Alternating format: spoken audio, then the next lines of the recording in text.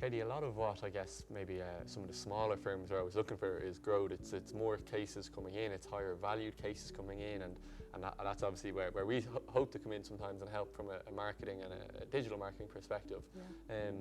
But when firms do achieve that growth, when they get the higher valued cases in, when the volume increases and they start to achieve that growth, unfortunately sometimes it can present a new set of challenges, and it is maybe the direction people want to head, and they want to grow the firm to whatever level makes them comfortable. But from your own experience in your current position and in old roles and just in your conversations, what are some of the challenges when a firm does achieve the growth they're desiring? What are some of the new challenges that present themselves? Yeah, and I think it's a really interesting question, because I think most clients would think, you know, great, I'm growing, there has to be all positives. And unfortunately, there are some challenges that come along with that, as you've said. I think one of them is the metamorphosis from a very personal office space, if it is office or certainly individuals, into what has to be more of a, you know, an understanding of leadership, and that you can't possibly know everybody, you know, every single day. I think if you're sort of 4, 5, 6, even 10 people, it's really easy to connect with those on a very deep level and a very interested level. I think once you get past a certain number, and that will be different for everyone, it becomes more difficult. And I'm just reflecting back on my time as managing partner, and a very wise partner said to me, you know, you won't be able to do what you currently do when you're just 10 people, when you're 50 or 100 people. Yeah. And I remember thinking, yeah, that can't be true. You know, I may be able to do it. And of course he was right. He was absolutely right, because what you can do when you have 10 people is, you know, you can sit with them one-on-one like we're doing now and say, how was your weekend? How, you know, all of that. Yeah. It's much more difficult to do that when you've, you know, 50 people or 100 people.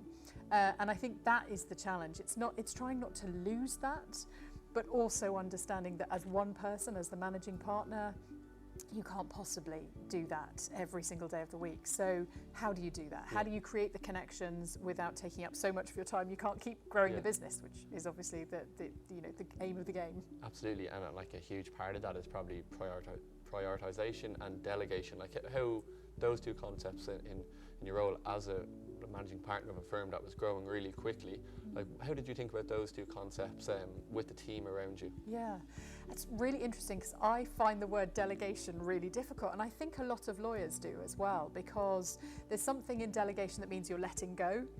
And I think our training as lawyers means that we want to make sure we're in control of everything. We need to know what's going on with the client, because we need the answer for them. That's what they pay us for, frankly.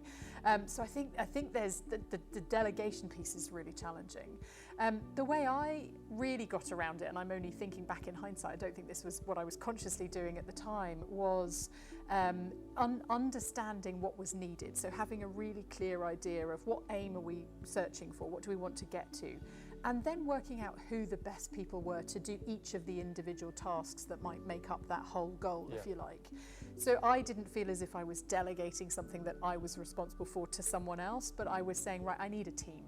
I can't achieve this on my own. Who's the best person at doing the marketing? Who's the best person to go and talk to you guys to work out where, you know, where they're missing a trick? Who's the best person at the finances? Who's got that really good head for numbers? Never was me, have to say. Who's got the, you know, who's got the people side of things? Who really connects with people? And that for me is one of the ways that leadership can really open up all sorts of possibilities. Understanding who you have on your team, who you might need on your team, and what their specific strengths are. Great, thank you.